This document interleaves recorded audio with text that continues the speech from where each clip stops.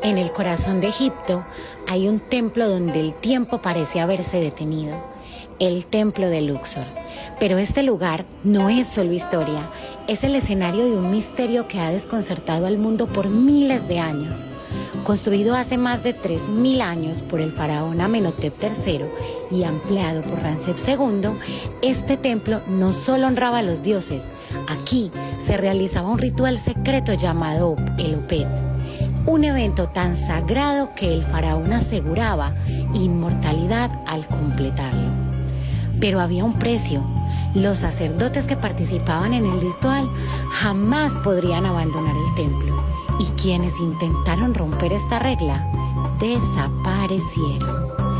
¿Qué ocurrió con estos sacerdotes? ¿Qué secreto guardaba?